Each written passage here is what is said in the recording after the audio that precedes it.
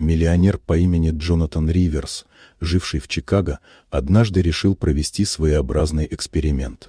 За годы работы в технологической сфере он заработал состояние и сейчас вел спокойную жизнь, управляя инвестициями. Джонатан не был человеком, который стремится к светской суете, но верил, что нашел любовь, молодую модель Софи Миллер, с которой собирался пожениться через 2 недели.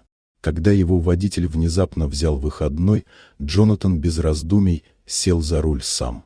Он переоделся так, чтобы выглядеть обычным наемным водителем, и поехал за невестой к дорогому спа-центру. Он ожидал безобидного веселья, но случайно стал свидетелем того, что изменило все.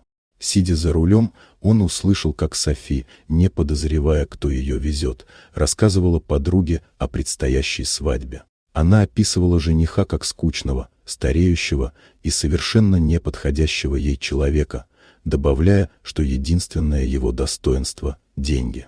Джонатан почувствовал, как разрушается весь его мир. Все, что он считал искренним, оказалось тщательно разыгранной ролью, а сама свадьба – выгодной сделкой. Когда слова Софи стали откровенным признанием в расчете и желании получить часть его состояния после развода, он понял, что больше нет смысла скрываться. Не изменив выражение лица, он направил машину не в торговый центр, куда вез ее по просьбе, а в мэрию, туда, где они подавали документы на брак. Разоблачение было простым и холодным. Он лишь снял бейсболку и посмотрел на Софи в зеркало. Ее реакция дала понять, что сожалела она не о лжи, а о потерянных деньгах. Через полчаса заявление на регистрацию брака было официально аннулировано. Джонатан вернулся домой один, но с ощущением, что избежал огромной ошибки.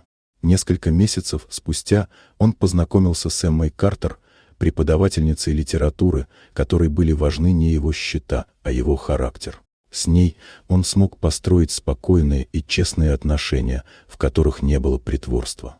История Джонатана стала напоминанием о том, что иногда, чтобы узнать настоящие намерения человека, достаточно просто оказаться рядом в тени и послушать. И что настоящая любовь – это то, что никогда не имеет цены. Вот такая удивительная история. Дорогие друзья, напишите в комментариях, откуда вы смотрите это видео. А если вам понравилось видео, поставьте лайк, а также подписывайтесь на канал, впереди еще много интересного.